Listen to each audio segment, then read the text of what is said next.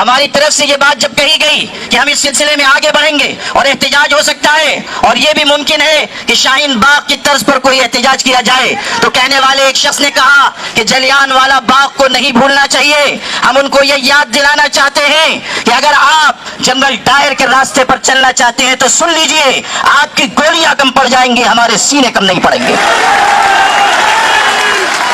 کیا آپ یہ سمجھتے ہیں کہ مسلمانوں کو خون کی ننھی منی ندیوں سے ڈرا کر آپ اپنے ایجنڈے پر چل سکیں گے؟ سن لیجئے، ہم وہ ہیں کہ خون کے بحر قلزم سے گزر کر بھی داستان عزم و عزیمت لکھ کر آپ کو دکھا دیں گے۔ اگر آپ انگریزوں کا راستہ چننا چاہتے ہیں تو سمجھ لیجئے کہ آپ کا انجام بھی وہی ہوگا جو انگریزوں کا انجام ہوا تھا۔ کہنے والے نے کہا تھا، مسائل کیسے بھی ہوں تا قیامت رہ نہیں سکتے، یہ ظالم ظلم کی بن کر علامت رہ نہیں سکتے، جن کا عزم ہے کہ ہم کو چین سے جینے نہیں دیں گے، وہ جان لیں کہ خود بھی سلامت رہ نہیں سکتے۔ ابھی ہمارے بہت سے فاضل مقررین نے یہاں گفتگو کی،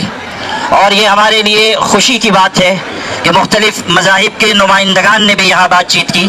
جب ہمارے سکھ بھائی یہاں بڑے عزم و ہمت کے ساتھ گفتگو کر رہے تھے اور اس بات کا اعلان کر رہے تھے کہ یہ لڑائی سب کو مل جل کر لڑنی ہے، اس وقت مجھے یہ خیال آ رہا تھا کہ نور کی یہ کرن ظلمات پہ بھاری ہوگی، رات تمہاری ہے تو کیا صبح ہماری ہوگی۔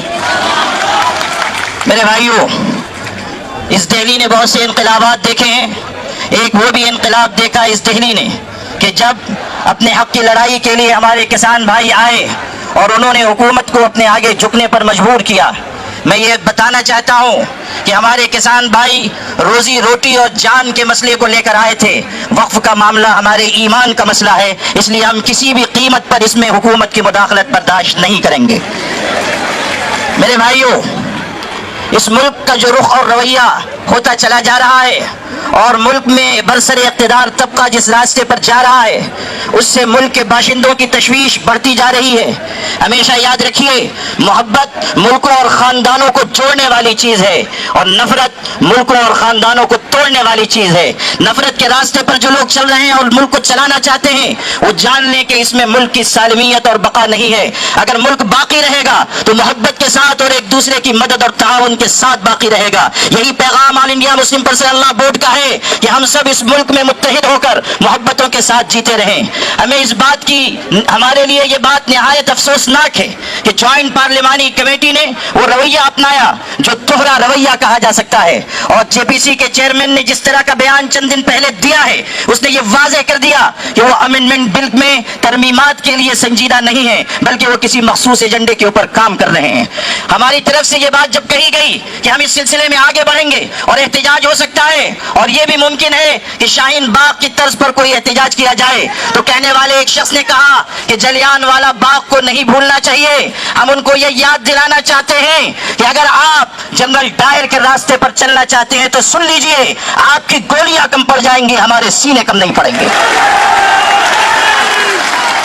آپ کس کو دھمکی دے رہے ہیں اور آپ کس قوم کو مخاطب کر رہے ہیں؟ کیا آپ یہ سمجھتے ہیں کہ مسلمانوں کو خون کی ننھی منی ندیوں سے ڈرا کر آپ اپنے ایجنڈے پر چل سکیں گے؟ سن لیجئے، ہم وہ ہیں کہ خون کے بحر قلزم سے گزر کر بھی داستان عزم و عزیمت لکھ کر آپ کو دکھا دیں گے۔ میرے بھائیوں،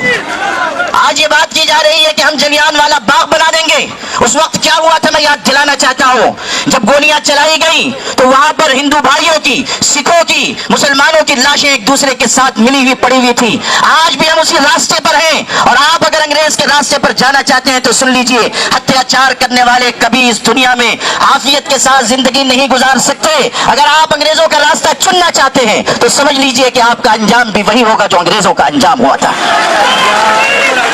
آل انڈیا مسلم پرسنل لا بورڈ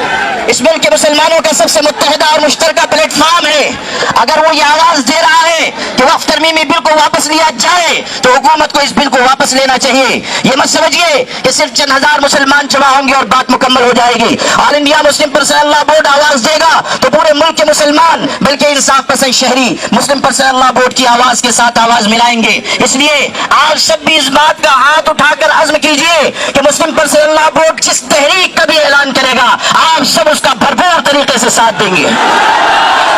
آپ اس روزے کی حالت میں لیں, اس بات کا عزم کیجئے کہ ہم انشاءاللہ اپنے حقوق کی جدوجہد آخری سانس تک لڑتے رہیں گے, اپنے حقوق کی لڑائی آخری سانس تک لڑتے رہیں گے. اس حقیقت کو ہمیشہ یاد رکھیے